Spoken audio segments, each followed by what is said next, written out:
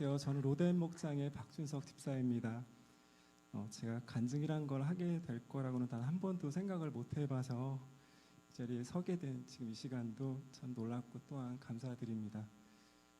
담임 목사님께서 2년 전에 이제 적극적으로 제자반 참여를 권유해 주셨을 때 저는 선우와 찬우가 아직 많이 어리고 또 주중에 함께 할 수 있는 시간이 많이 부족한 가정 환경 때문에 내가 이걸 하면은 잘 마무리를 할 수 있을지 끝까지 할 수 있을지 고민을 많이 했습니다.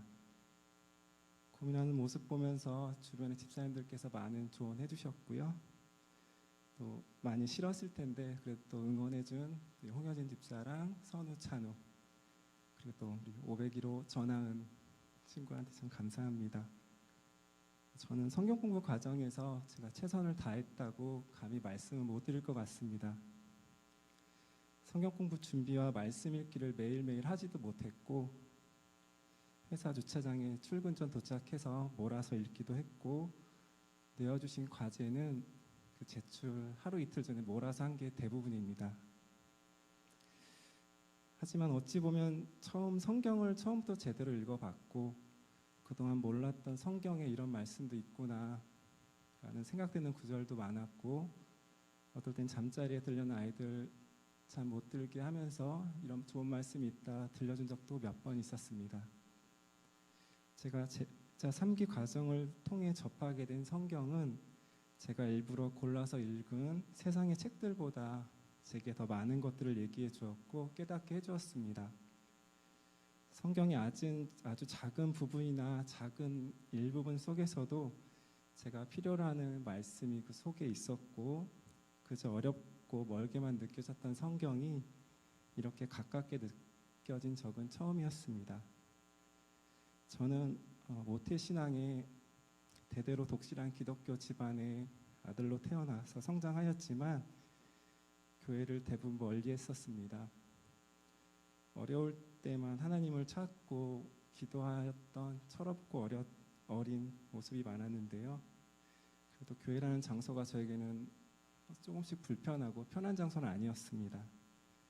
결혼과 동시에 안산에 이사 와서 정착을 했고 호수중앙교회에 출석을 하면서 또 목장 또 셀 모임 통해서 좋은 만남을 갖고 또 어떻게 보면 조금은 어쩔 수 없이 시작한 제자 3기 성경 공부지만 그 속에서 좀 더 하나님과 가까이 할 수 있는 기회가 된 것 같아서 또 이런 기회를 계획하고 만들어주신 하나님과 목사님께 또한 감사드립니다.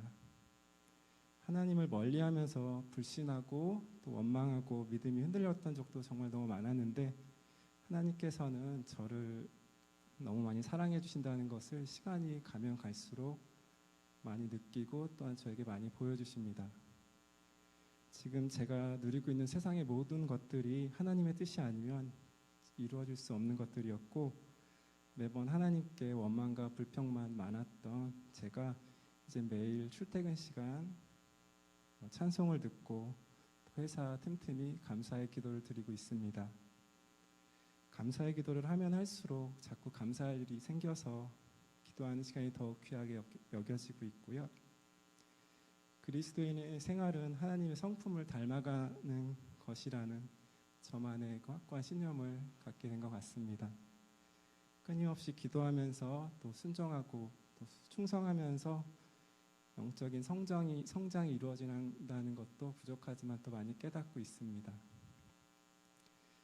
세상은 점점 거짓된 선지자들이 늘어나고 선과 악을 분별하는 것이 어려워지는 시대라고들 하십니다. 성도된 우리들은 하나님을 바로 알고 어떤 것이 의로 행하는 것인지 또 그것을 행하는 것이 진짜 믿음이며 성도된 우리는 교회를 위하여 무엇을 하고 하나님이 우리에게 주신 새 계명은 오직 사랑이라는 것을 또 한번 깨닫게 되었습니다. 하나님께서 제게 주신 이 감사의 기회, 이 기회를 놓치지 않고 하나님과 좀 더 가까이 가길 원하고 다짐해 봅니다. 목사님께서 길게 해달라고 하셨는데 벌써 마지막이어서 그래서 마지막으로 언제나 잘한다 칭찬해 주시고 또 과분하게 칭찬해 주시고 우리 응원만 해주신 제자 3기 모든 식구들 다시 한번 너무 감사드리고요. 하늘의 복, 땅의 복 모두 많이 받으시길 기도하겠습니다. 이상입니다. 안녕하십니까. 저는 오늘 3기 제자반을 수료하는 강하승 집사입니다. 반갑습니다. 저도 역시 우리 목사님의 좋은 말씀을 많이 듣기 위해서 간단히 간증을 하도록 하겠습니다.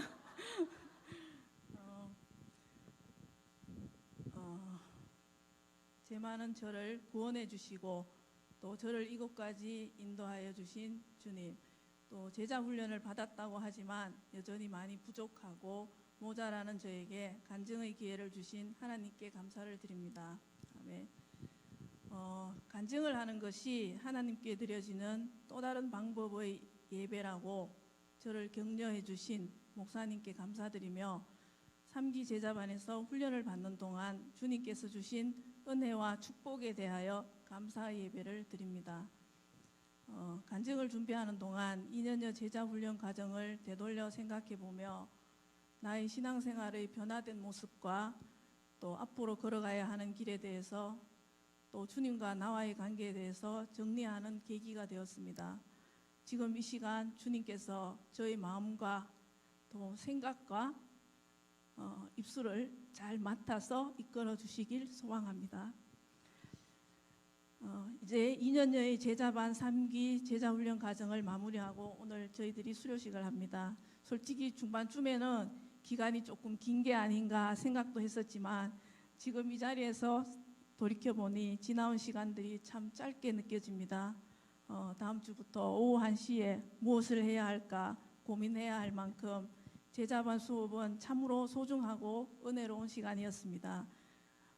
그 귀한 시간들 속에서 주님께서 제게 어떤 가르침과 축복을 주셨나 다시 한번 생각해 봅니다. 제자 훈련을 받게 하시며 주님은 제 삶을 많이 변화시켜 주셨습니다. 주님은 제게 예배를 사모하는 마음과 주님 말씀을 읽고 묵상하는 또 주님 만나는 시간을 통해 주님의 뜻을 알아가게 하십니다. 자주 실수하고 넘어지는 저를 꾸짖으시고 또 때론 일으켜 세우시며 제 손을 잡아주십니다. 제자 훈련을 통해 그런 과정들을 되풀이하며 또 회개하며 또 조금씩 앞으로 발을 내디디며 지내온 것 같습니다. 내가 진실로 너희에게 이르노니 한 알의 밀이 땅에 떨어져 죽지 아니하면 한 알 그대로 있고 죽으면 많은 열매를 맺느니라. 아멘. 주님께서 제게 며칠 동안 이 말씀을 주셨습니다. 주님 주신 이 말씀을 또 오늘 또 묵상하면서 제가 앞으로 나아가야 할 주의 길을 다시 한번 생각하고 또 다짐해 봅니다. 제 마음에 남아있을 자기 의를 제하고 겸손하고 또 주님만 긍정적으로 바라보며 주님께서 주시는 그 사명을 즉시 또 기쁘게 온전히 행하는 신실한 제자가 되길 소망합니다. 아멘. 주님 주신 많은 변화들이 저희 가슴을 뜨겁게 하지만 또 글과 말로 다 표현하지 못하는 저의 무능을 주님께서는 이해하시고 또 주님 향한 저의 마음을 잘 아시리라 믿습니다. 그동안 같이 익히고 배우고 교제를 나눈 우리 제자반 3기 식구들에게 감사의 말씀을 전합니다. 다양한 나이와 또 각기 다른 개성으로 3기 제자반이라는 공동체 안에서 만나서 서로를 격려하며 알아가는 시간들이 참으로 즐겁고 행복했습니다. 매주 다양한 생각들을 나누고 또 때로는 여행과 식사를 통해 정말 한 식구가 되었습니다. 예수님 당시의 12제자들처럼 주 안에서 함께하는 소중함을 느끼게 하신 또 주님께 감사드립니다. 무엇보다 저희들을 위해 늘 기도하시고 말씀으로 훈련시키시고 긴 시간 저희들을 진정 주님의 마음으로 이끌어주신 황제국 담임 목사님께 감사드립니다. 목사님께 강건한 영육을 허락하시어 더 많은 주님의 제자들을 훈련시킬 수 있기를 간절히 기도합니다. 마지막으로 아직 제자 훈련을 받지 못한 많은 성도님들께 4기 제자반에서 주님의 가르침으로 훈련되어지는 주님이 사랑하시는 제자가 되시기를 강력하게 추천드립니다. 제자 훈련으로 변화되어지는 삶을 직접 경험하시길 소망합니다. 아멘. 그렇게 하실 하나님을 찬양합니다. 감사합니다. 빨래 해갖고 이제 내가 설교를 안 할라 했더니 부득이 이제 해야 되는데 어쨌든 힘든 일을 하신 두 분 감사합니다. 박수 한번 다시 격려합니다.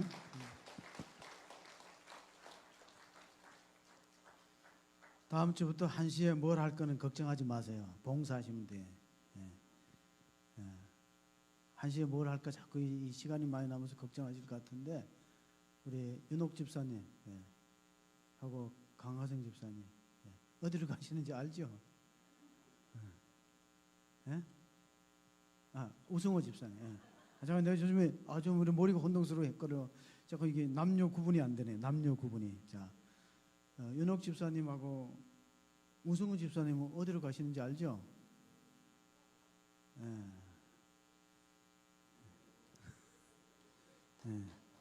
맞습니다. 한 박수가 터져 나오잖아요. 제가 박수 치라고 그러진 않았어요. 감사하고 예수님은 12제자를 양육했는데 저는 이제 겸손하게 11제자로 시작해갖고 한 명을 잃어버렸어요. 너무 마음 아파서 제가 리더가 부족해갖고 11명이 졸업해야 되는데 한 명을 잃어서 놓쳐서 참 마음이 결리고 그나마 그래도 10명이 끝까지 잘 와서 오늘 다 졸업하는 자리에 서게 된 거 너무나 하나님께 감사하고요. 이게 성경 말씀을 좀 이제 한번 봐야 되는데 예수님은 그 12제자를 뽑을 때 어떤 자세로 뽑았는가? 그러니까 누가복음 한번 볼 필요가 있는데 누가복음 그 12장 13 누가복음 6장이죠. 12절 13절 한번 우리가 보시면서 예수님은 12제자를 어떻게 뽑으셨는가 같이 봅니다. 이때 예수께서 기도하도록 산으로 가사 밤이 새도록 하나님께 기도하시고 13절이죠. 13절은 밝음에 그 제자들을 부르사 그 중에 12를 택하여 사도라 칭하셨으니 예수님은 밤이 맞도록 기도한 게 딱 2번 있었어요. 십자가 지시기 전에 겟세마네 동산에서 밤이 맞도록 기도하시고 12제자 뽑을 때 밤이 맞도록 기도하셨어요. 12제자 뽑는 것은 예수님이 십자가를 목전에 둘 만큼 중요한 일이라는 거예요. 그래서 예수님이 따라다니는 사람이 두 종류가 성경에 있는데 하나는 무리와 제자입니다. 무리와 제자는 어떻게 구분하냐면은 요즘 말로 하면은 팬이냐 제자냐로 구분합니다. 카일 아이들먼의 책 표지를 보면은 한번 보세요. 팬인가 제자인가. 예수님 당시에도 팬이 있었는데 베세다 강야에서 예수님이 오병이어의 기적을 행하실 때 5천 명이 따라왔기 때문에 그 5천 명은 성경에 보니까 어린이와 여자를 뺀 숫자라고 해요. 우리가 출애굽할 때 60만 장정이 왔다 그랬는데 거기도 여성과 어린아이를 뺐으니까 실제로 이스라엘 민족이 애굽 땅에서 나오는 숫자는 2,300만으로 봐야 돼요. 장정만 20세 이상의 장정만 60만으로 계수했기 때문에 5천 명이 기적의 떡, 예수님이 오병이의 기적의 현장에 5천 명이 있었다는 것은 상당히 많은 숫자가 있었는데 그 사람들이 대부분이 예수님의 팬이야, 팬. 제자는 아니에요. 그 팬과 제자가 어떻게 차이가 있냐면요. 팬은 예수님이 잘 나갈 때, 인기가 있을 때 따라오고 예수님이 어렵고 힘들면은 바람처럼 사라지는 게 팬이에요. 여러분 누구의 팬입니까? 무리나 군중은 다 팬과 같다는 거예요. 근데 예수님이 원했던 사람들은 제자들이죠. 12명의 제자를 3년 동안 가르치고 양육했기 때문에 제자 훈련에다가 예수님의 목회에 모든 걸 쏟았다 이렇게 봐도 과언이 아니에요. 그만큼 제자는 예수님의 가르침을 따라서 예수님을 따라오는 사람이다. 제자는 첫째 배우지만 따라오는 사람이에요. 그래서 그 고전 중에 토마스 아 캠페스가 쓴 Imitation of Christ라는 그리스도를 본받아라는 고전이 있습니다. 거기 보면 이런 내용이 들었어요. 예수님이 기적을 행하는 현장에는 많은 사람들이 따라왔지만 예수님이 십자가 지는 골고다 언덕에는 따라오는 사람이 적었다. 그 사람들이 제자라는 힘들고 어려울 때 함께 와서 예수님과 아픔을 공감해주고 함께하는 사람은 의외로 적었기 때문에 사도 바울이 골로새서 1장 24절에 제자의 길에 대해서 이런 말씀을 썼는데 한번 우리가 보시겠습니다. 나는 이제 너희를 위하여 받는 괴로움을 기뻐하고 그리스도의 남은 고난을 그의 몸된 교회를 위하여 내 육체에 채우노라. 다시 말하면은 교회를 위해서 고난을 감당하고 봉사를 할 수 있는 사람이 진정한 의미에서 제자라는 겁니다. 나는 이제 너희를 위하여 받는 괴로움. 사도 바울에게서 가장 큰 괴로움은 전도를 하다가 핍박받고 감옥에 가고 매맞는 거예요. 만약에 바울이 입을 다물고 가만히 있었으면 누가 바울을 채찍질하고 때리고 핍박했겠습니까? 복음을 전하니까 괴롭힘을 당하는 겁니다. 그러면 예수님은 그 12제자를 그냥 말씀을 배우는 것으로 끝을 삼았나면 그건 아니고 제자를 사도화하는 것이 예수님 목적이었어요. 사도화하는 거. 예수님. 윌리엄 바클레이라는 그 영국의 주석가의 글에 보면 이런 게 나와요. 예수님이 부활하시고 영광 중에 하나님 편에 계실 때 천사들이 예수님한테 물어봤대요. 예수님이 하시던 일들을 지상에 어떻게 남기고 오셨습니까? 질문해 봤어요. 그때 이제 예수님이 하신 말씀이 나는 12제자를 길러서 그들에게 내가 하는 사역들을 맡겼다. 그리스도의 남은 고난을 12제자에게 맡겼다. 그러니까 천사가 아니 고작 12명밖에 안 되고 그들 중에서 예수님의 명령을 잘 이행 못하거나 아니면 복음을 열심히 전하지 않으면 하나님 나라가 중간에 차단되는데 어떻게 하시려고 12명에다가 모든 초점을 두셨습니까? 그렇게 물어봤을 때 예수님 하신 답변이 이겁니다. 다른 대안이 없다. 나는 12명에다가 모든 걸 걸었지 다른 대안이 없어요. 그래서 우리가 전하는 복음은 천사한테 부탁하지 않았어요. 찬송가 가운데 보면 천사도 흠모할 복음 전파하는 일들은 천사가 흠모할 만한 소중한 것인데 그게 제자에게 맡겨준 사명이었어요. 자, 제자는 예수님 말씀을 배우는 사람이지만 또 나가서 전하는 사람이기도 해요. 전하는 것 때문에 핍박과 어려움이 있기 때문에 오늘 우리가 두 군데 말씀을 읽었는데 첫째 자기를 부인해야 돼요. 자기 십자를 주고 자기를 부인해야 되는. 누구든지 나를 따라오거든 자기를 부인하고 자기 십자를 지라 말씀해 주셨거든요. 그리고 또 사도 바울은 예수님 그렇게 말씀하시고 사도 바울은 갈라디아서 2장 20절에 내가 그리스도와 함께 십자가에 못 박혔다. 우리가 고대의 사행법 가운데 아주 기가 막히게 사람을 힘들게 하고 고통스럽게 하고 하는 사행법 중에 하나가 뭐냐면 시체랑 같이 묶어놓는 사행법이 있어요. 우리가 십자가에 죽이는 것만 무서운 사행법으로 알고 있는데 십자가에 죽이는 것보다 더 끔찍한 사행법이 뭐냐면 시체와 같이 묶어요. 그럼 시체가 썩어들어간 냄새를 다 맡아야 되고 그 피부가 상하는 것이 내 살 속에 파고들어와서 나도 같이 죽어가는 그 형벌이 시체랑 묶는 거예요. 그러니까 갈라디아서 2장 20절은 그런 것을 연상하듯이 내가 그리스도와 함께 십자가에 못 박혔나니 그런즉 이제는 내가 산 것이 아니라 그리스도께서 내 안에 사신 것이다. 이게 제자의 삶입니다. 우리나라 속담에 보면 이런 말이 있어요. 그 정승집 개가 죽으면 문상을 가도 정승이 죽으면 안 간다는 거예요. 그 뭐냐면 정승집 개가 죽었다는 건 정승이 살아있기 때문에 그 사람한테 뭔가 내가 보여야 되는 거예요. 그럼 막상 정승이 죽어버리면 안 찾아간다는 거예요. 예수님이 십자가 죽으실 때 제자들이 거의 다 뿔뿔이 흩어졌잖아요. 부활하신 주님 앞에 다시 모이긴 했지만은 프랑스의 루이 14세는 주일날이 되면은 측근들하고 친척들하고 같이 예배당을 찾습니다. 그때 가장 그 주교였던 푸넬롱이라는 주교가 있는데 루이 14세가 아주 화려한 옷을 입고 주일날에 예배당 이렇게 오면은 많은 교인들이 뒤따라와서 같이 예배를 드렸어요. 한 번에 이 푸넬롱이 이런 생각이 들었어요. 자, 우리 교회가 이렇게 부흥되고 많은 사람들이 주일날 되면 이렇게 몰려와서 자리가 꽉 차는 것은 내가 설교를 잘해서 그런가? 아니면은 저 루이 14세가 우리 교회를 출석하기 때문에 그런가? 그 궁금한 생각이 들잖아요. 그래서 한 번은 루이 14세가 마차를 타고 교회에 오기 전에 광고를 해버렸어요. 주일날에. 여러분 다음 주일은 루이 14세가 해외에 순방이 있어갖고 못 올 겁니다. 그럼 미리 광고를 했어요. 근데 이 루이 14세는 그런 광고가 있는 줄 모르고 예배를 잘 드리고 측근들하고 같이 주일날 나갔는데 다음 주에도 여전히 와보니까 그날따라 교인들이 별로 없었어요. 그래서 루이 14세가 이상한 생각이 들어갖고 푸넬롱 주교한테 물어봤어요. 오늘 왜 이렇게 사람들이 적냐고. 그랬더니 솔직하게 얘기했어요. 푸넬롱 주교가 대화. 사실은 제가 설교를 잘 해갖고 교인들이 많이 은혜 받으려고 오는 줄 알고 생각을 했는데 혹시 그런 게 아닌가 싶어서 한번 지난주에 미리 광고를 오늘 루이 14세께서는 해외 순방으로 주일날 못 온다고 광고를 해버렸어요. 그랬더니 알았다는 거예요. 네. 많은 강요들이 친지들이 하나님을 만나러 오는 게 아니라 누구를 만나러 왔어요? 황제한테 눈동장 찍으러 왔어. 그럼 그건 바른 예배, 하나님 받는 예배가 아니라는 거예요. 여러분 오늘 이렇게 저는 감사한 게 우리 3기를 축하하기 위해서 오후 예배 많이 참석해 주셔서 너무 감사해요. 그러나 우리가 예배 드리는 건 누구한테 드리겠죠? 하나님이 받으시는 예배예요. 하나님과의 관계가 중요한 거예요. 어떤 사람이 죽으면서 유언을 남겼는데 나를 죽으면은 내 무덤을 와이파이가 잘 터지는데 묻어달라 그랬어요. 하도 요새 와이파이 터지는, 우리나라는 잘 터지는데 해외 가면 와이파이 잘 안 터져요. 그래서 숙소에 딱 들어가면 와이파이 번호를 줘. 이걸 찍어야 전파가 잡혀요. 와이파이가 뭡니까?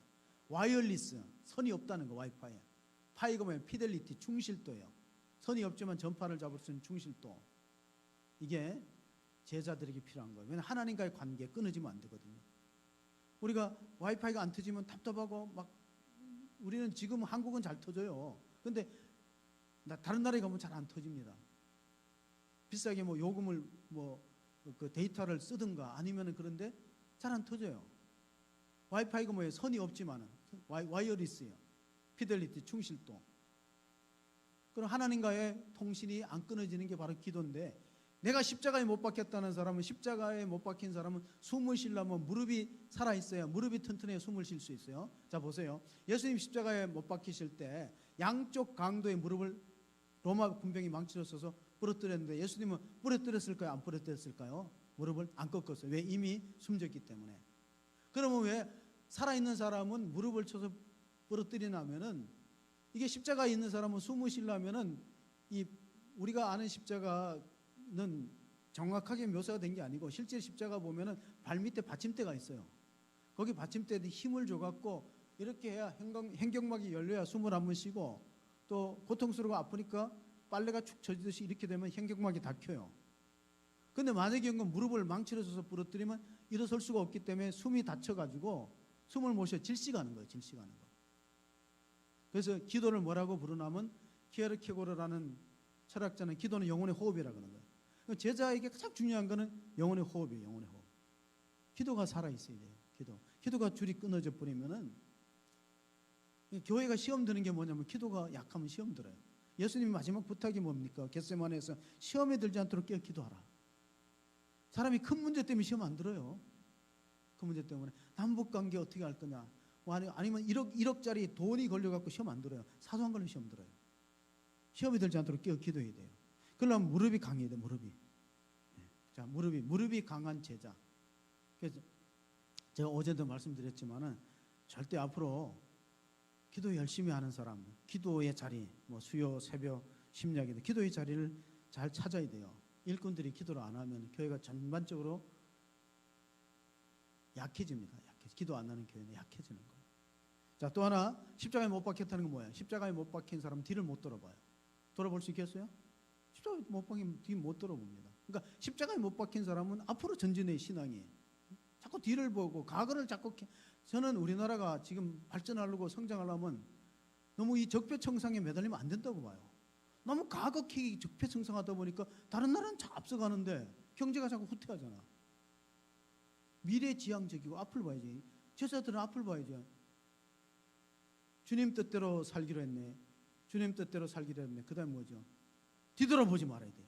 십자가에 못 박힌 사람 뒤를 돌아볼 수 있겠어요? 십자가에 못 박힌 사람 전진해야지. 앞으로 가야지. 너무 과거에 매달려갖고 과거에 이러쿵저러쿵 하는 것은, 이게 국가적으로 상당한 손실인 거예요. 신앙적으로 손실이에요. 과거 없는 사람이 어디 있어요?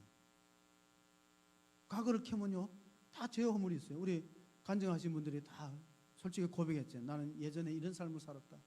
과거를 캐면 완벽한 사람이 어디 있어요? 뒤를 돌아보면 안 돼요. 십자가에 못 박힌 사람은 앞을 봐야지.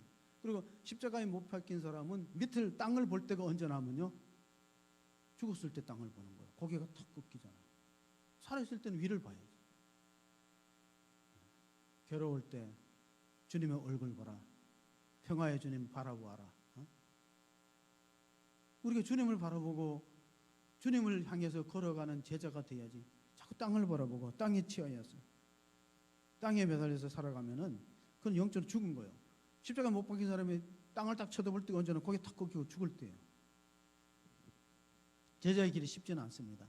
우리가 사실 이렇게 제자 훈련을 하면은 왜 우리 박준석 집사님과 몇몇 사람을 했냐면 원래 이제 제자 훈련은 지원서를 내고 하는 건데 지원을 잘 안 하거든.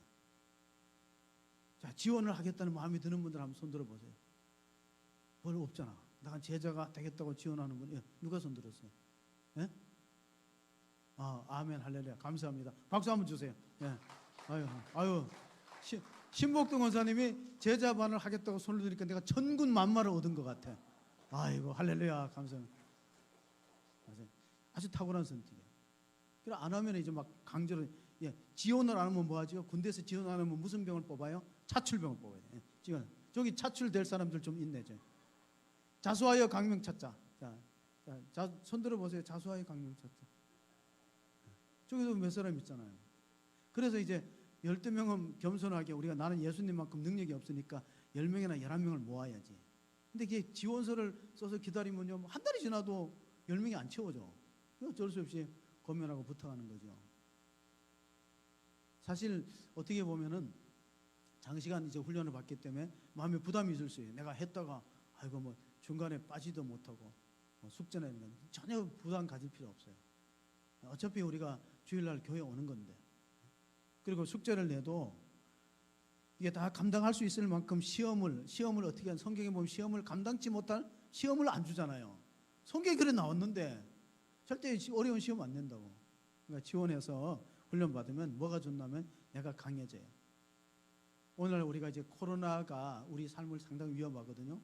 근데 이제 코로나를 이기는 가장 좋은 방법이 뭐냐면은 첫째 이제 코로나 있는 데를 피해가는 거예요.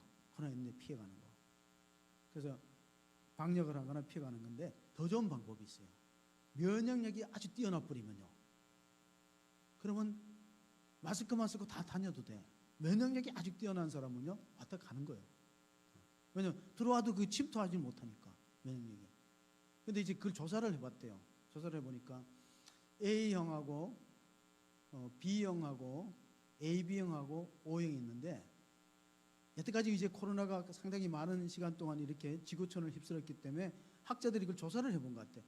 자, 여태까지 한 하루에 뭐 10,000명 걸렸다 그러면 10,000명 혈액을 다 조사했어요. 그럼 여러분 생각에는 면역력에, 코로나에서 가장 면역력이 강한 혈액형이 제가 O형이야. 그게 피가 문제가 아니고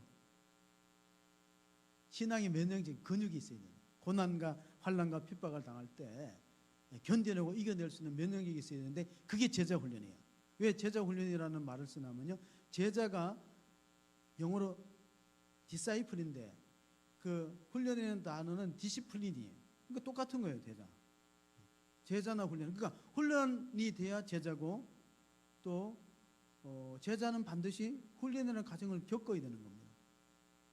교회가 이제 앞으로는 이렇게 보시면 돼요. 앞으로는 과거처럼 숫자가 많은 걸로 승부하는 교회가 아니에요. 그래서 앞으로는 그 교회 안에 정말로 주님을 위해서 헌신되고 충성스러운 일꾼이 얼마나 포진해 있는가. 그래서 다른 조금 이제 신학적인 말로 하면은 이렇게 말합니다. 그 빌 하이벨스 목사 같은 경우에는 윌로우 클리닉 교회를 개척하면서 이렇게 말했어요. 앉아 있는 시팅 멤버보다가 샌딩 멤버가 몇 명이냐, 이게 중요하다. 시팅 멤버는 뭐 예배를 드리고 교회 안에 와서 교회 활동에 잘 참석하는 사람이 시팅 멤버, 앉아 있는 사람. 그러나 시팅 멤버보다 더 중요한 건 샌딩 멤버, 나가서 복음 전할 수 있는 사람, 전도할 사람이 몇 명인가. 그게 교회의 성장 잠재력을 말하거든요. 그러면 주님이 제자 훈련을 했던 궁극적인 목적을 잘 알아야 돼요. 제자 훈련의 궁극적인 목적은 안으로는 예수 닮는 성품의 사람을 만드는 거고, 그게 성령의 열매라 그래요. 밖으로는 많은 영혼을 구원하는 성령의 은사, 오직 성령이 너에게 임하면 너희가 권능을 받고 복음 전해서 영혼 건지는 것. 그 두 가지가 예수님이 제자 훈련의 궁극적인 목적은 예수님을 닮아가게 만드는 거고, 또 하나 예수님을 전하게 만드는 거예요. 그 두 가지를 하면 제자 훈련이 성공된 겁니다. 제자 훈련이 실패하는 게 뭐냐면 지식만 가르쳤어요. 인포메이션은 많이 집어넣는데 트랜스포메이션이 안 일어났어요. 변화가 안 일어났어요. 그럼 그 제자 훈련은 주님의 제자 훈련처럼 성공적이지 못한 거예요. 성경을 많이 알아. 그게 누구들이냐면 예수님이 그렇게 성경에서 지적했던 바리새인들이에요. 엄청난 성경 지식이 있어요. 그 성경 지식을 가지고 예수님도 그 잣대를 가지고 심판해요. 안식일을 왜 안 지키느냐? 왜 세리와 창기들하고 같이 대화를 나누고 음식을 먹느냐? 성경에 그거 하지 말라고 되어 있지 않느냐? 그러니까 율법적인 잣대를 가지고 예수님마저도 심판할 수 있었다는 것은 성경에 자신이 있다는 거예요. 성경 많이 안다는 거예요. 그러나 예수님으로부터 가장 책망을 많이 받은 사람들이 바리새인들이에요. 왜냐하면 그 아는 지식을 가지고 남을 판단하는 데 썼어요. 자기를 성찰하고 자기를 돌아보는 데 쓰지 않고 남을 판단하고 남을 정죄하고 자기 의를 과시하고 나는 너희들하고 다르다. 의를 과시하는 데 썼기 때문에 그거는 예수님으로부터 오히려 책망받는 그런 결과를 가져왔기 때문에 자기를 죽여야 돼요. 내가 그리스도와 함께 십자가에 못 박혔다. 자기를 부인한다. 여러분 끝으로 제가 자기 부인하는 게 어떤 건지 한번 알려드릴게요. 이렇게 하면 자기가 부인된 거예요. 자기를 부인하고 자기 십자가를 지고 나를 쫓는 것이 제자의 길인데 자기를 부인하는 게 뭐냐면 여러분의 공동묘지나 공원묘지 갖고 그 무덤에서 이쪽 무덤에 묻힌 사람한테 막 비난하고 욕을 퍼부어보세요.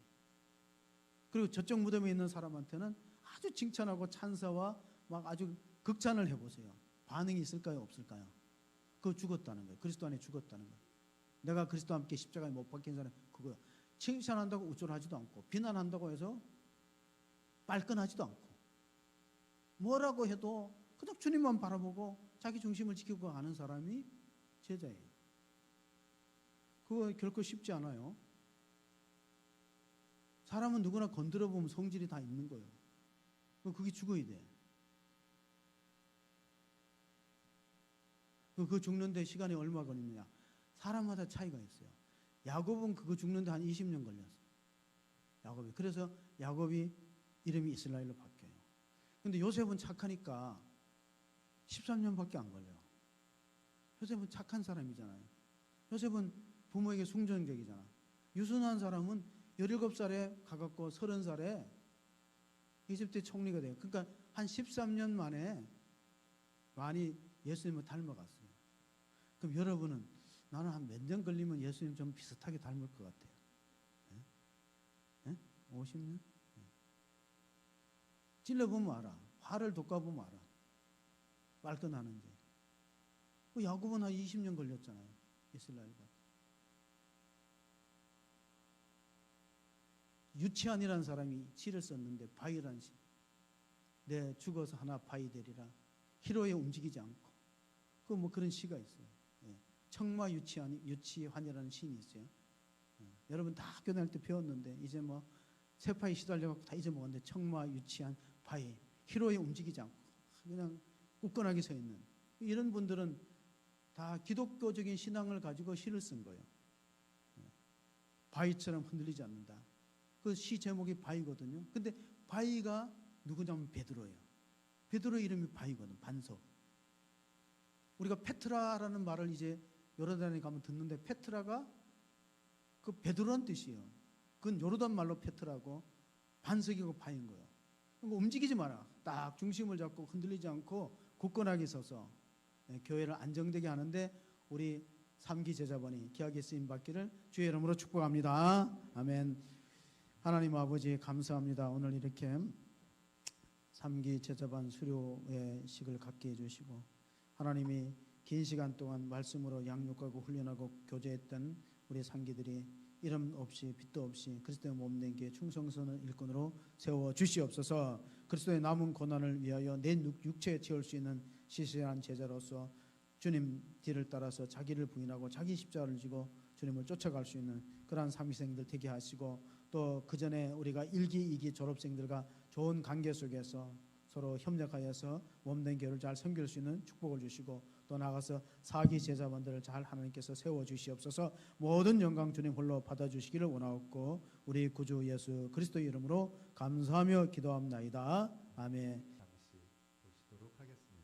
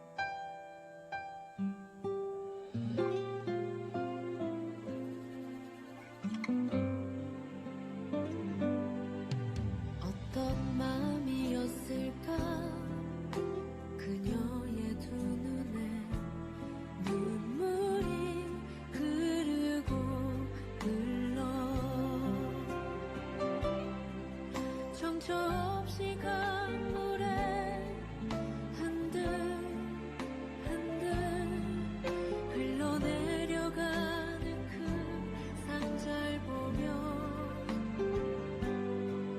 눈을 감아도 보이는 아이와 눈을 맞추며 주저앉아 눈물을 흘렸겠지. 너의 삶의 참 주인 너의 참 부모이신 하나님 그 손에 너의 삶을 맡긴다. 너의 삶의 참 주인 너를 이끄시는 주 하나님 그 손에 너의 삶을 드린다. 그가 널 구원하시리. 그가 널 이끄시리라. 그가 널 사용하시리. 그가 너를 인도하시리.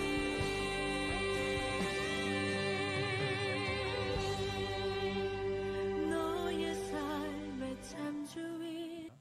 자, 그럼 먼저 수료증을 증정하는 시간 갖겠습니다.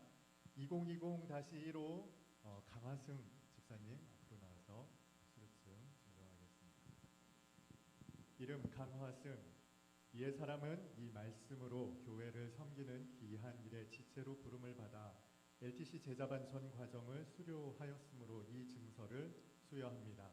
2020년 7월 26일 호수중앙교회 황재구 목사 대독하였습니다.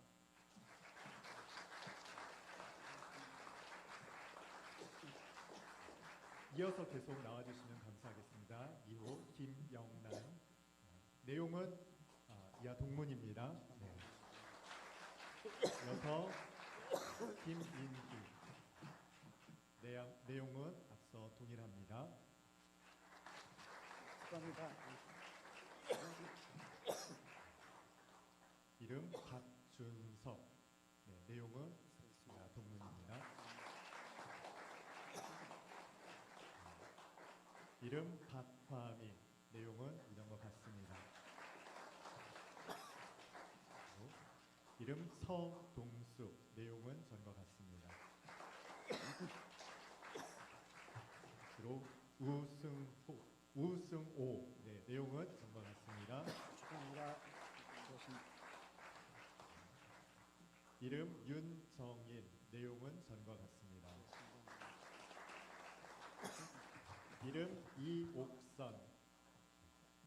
내용은 전과 같습니다. 네. 천천히 사진 좀 찍을 수 있게 천천히. 네. 마지막입니다. 이름 정은선. 내용은 전과 같습니다. 자, 한 칸 올라오셔서 뒤로 돌아서 우리 성도분들께 인사하도록 하겠습니다. 차렷 인사. 네.